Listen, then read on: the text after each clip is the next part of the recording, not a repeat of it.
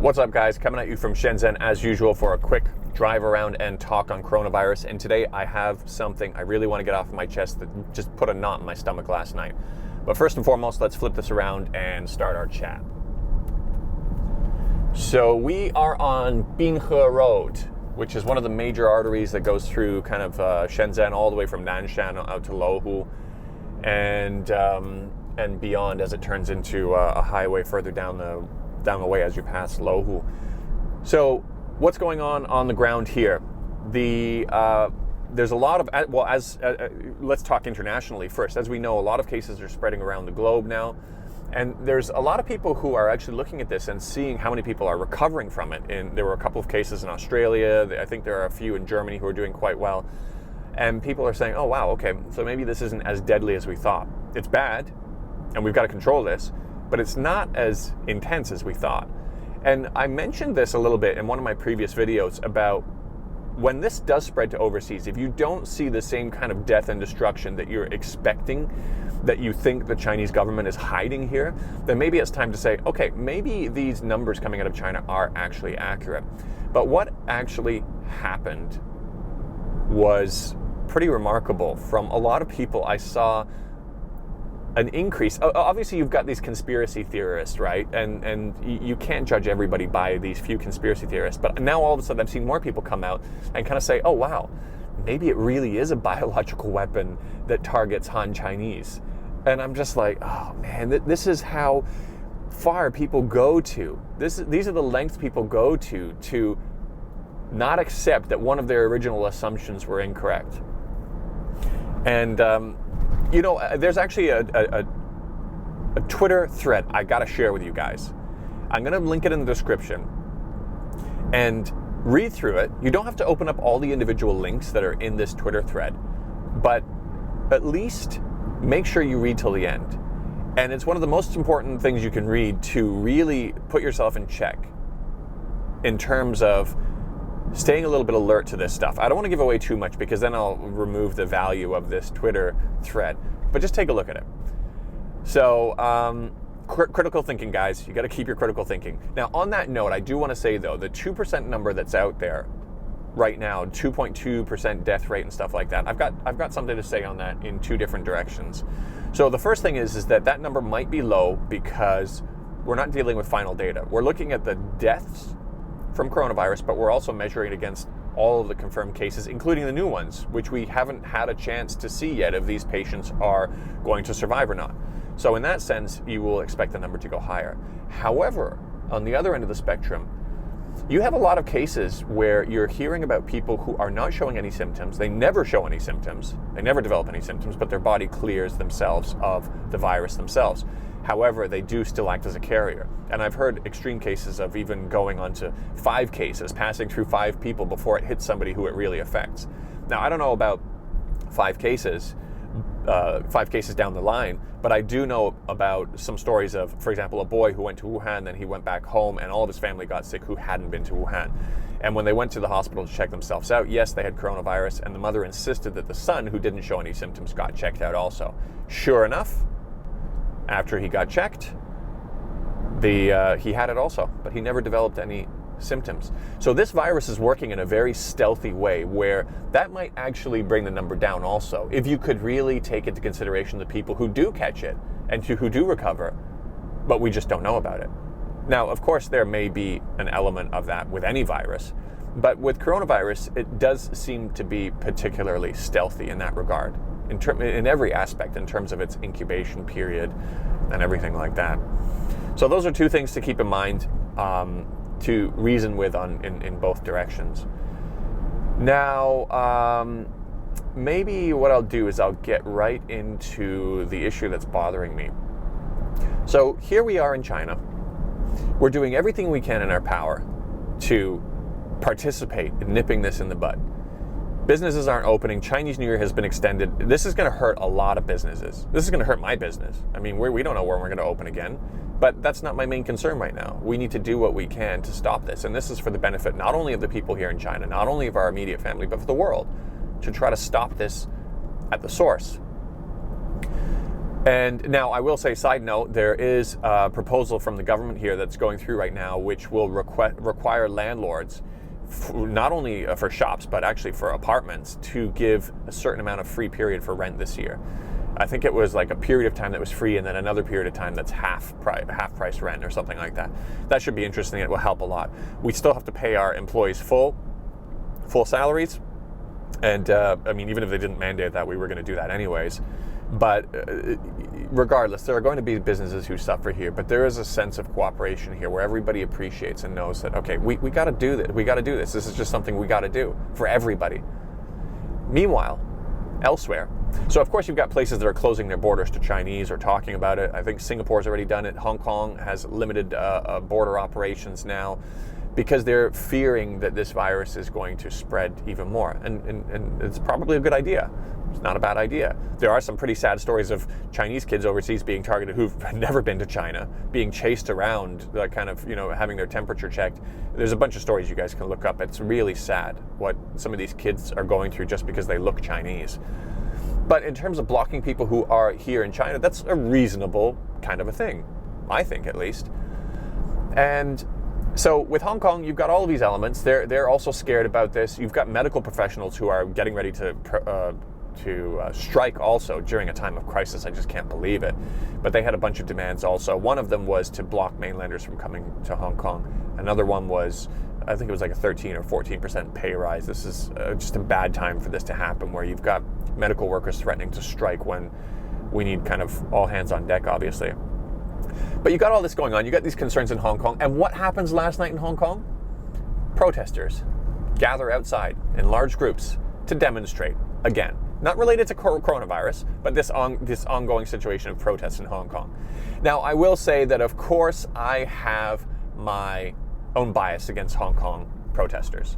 Anybody who's followed me for any length of time and heard me speak about Hong Kong, you know that I have a particular distaste for what's going on in Hong Kong in terms of the hypocrisy, the irony, and all that kind of stuff. But I don't really want to get into that too much. So even with that in mind, even with checking my own bias, which everybody should do. Let me go out here and we can see a little bit of the city. Even keeping that in mind, I have a hard time believing that any reasonable person will look at Hong Kong, who's already had confirmed cases of coronavirus, and see people going out and gathering in large groups outside and say, oh yeah, well, they're fighting for democracy and freedom. That's pretty important. Well, you know what? This is going to be a pool. This is going to be a pool for where this can grow if this is going to keep happening every weekend. This is the wrong time to be doing this. I don't care what side you stand on in terms of these Hong Kong protests. I think that's something we can all agree on. And I think it's really ironic that they're closing the border on one side, a side that's doing everything they can to contain this, and on their side they're gathering in large groups and kind of putting everybody at risk. And perhaps to add irony to the whole situation, what we've also got is they were gathered around Prince Edward Station, laying flowers for the supposed 5 to 10, depending on who you speak to, people who were killed by police in the station. Even though many months later, nobody's come out to give a single name of anybody missing. And they're still trying to say that people were killed here. And keep in mind, Hong Kong is open. You've got access to Facebook, YouTube, everything. It's a free society. And nobody's come out to say anybody's missing. And people have been desperate to really kind of pin some deaths on Hong Kong police. They've even gone as far as using suicides. There was that one case of the girl who was found washed up ashore. They blamed that on the Hong Kong police. They said they killed her and then dumped her in the ocean. How would that make sense? I don't know. But the mother even came out and said, guys, can you stop using my daughter's death? She had mental health issues. And this was a suicide. I know that. And what happened after that was even more despicable. It was the protesters came out and started attacking the mother on social media and insulting her while she's going through this loss of her daughter. It was just absolutely kind of despicable. But I'm kind of getting a little bit off topic. Now I'm going into my whole rant about my problems with these protesters and demonstrators. So let's pull this back in. I think what's happening in Hong Kong should be a concern for everybody. If after confirmed cases, they're gathering in large groups while the opposite is happening over here. So, but it's all about perspective. I mean, maybe there's going to be people who say, oh no, it's worth it, freedom. And I risk diving into that topic a little bit too deep if I continue talking about it. But in terms of perspectives also, I want to talk about the situation with viruses in general. Because, one of the other things I found really ironic is, I'm going to put a chart up here. If you look at all these different viruses, and you look at H1N1, it originated in North America, Mexico, and it really kind of propagated its way through America before it went anywhere. And then perhaps interestingly, you could note that there weren't a lot of social media influencers who came out like you have now, criticizing America for not putting quarantines on city, or saying, oh my God, Americans are still leaving America, or, this kind of stuff. You didn't have that. And nobody called it the North American virus. Nobody called it the America virus, like we are with this Wuhan virus. It's now coined the Wuhan virus. Granted, it's an easier way to refer to it, and I've done it also. But it's interesting that never happened in the other direction. Now, that chart that I'm going to put up, it actually shows how many more countries the H1N1 spread to. Over 200, whereas we're over 20. Obviously, it's going to still increase for the Wuhan virus. I'm going to continue calling it that for you guys. But it was so much more. Even the fatality rate was put as high as 17%. Now, there's a lot of places that dispute that, but that's from the Lancet. The Lancet put it at 17% over, I think it was 300,000 or 200,000 deaths or something like that. I don't have it up here while I'm driving. But it was a serious thing, and we didn't have the same kind of criticisms towards the lack of quarantines and the lack of action from North American governments, or the profiling of American people, or any of the stuff we're seeing going on with China. And I just found that kind of really interesting. And that's okay. You know what? If you still want to come out and criticize what's happening here and offer your 2 cents, that's fine, but at least be aware of this irony. At least be a little bit self-aware, and it may serve as a way to keep your kind of condescending tone when you're virtue signaling about this issue in check a little bit. And maybe that's wishful thinking. But yeah, those are some of the things I kind of wanted to talk about and get off my chest. It would be really interesting if China all of a sudden looks at the lack of ability for foreign countries to really put measures in place to stop the spread, and they look at Hong Kong gathering in large groups while everybody here is more or less trying to quarantine themselves and keep their businesses closed.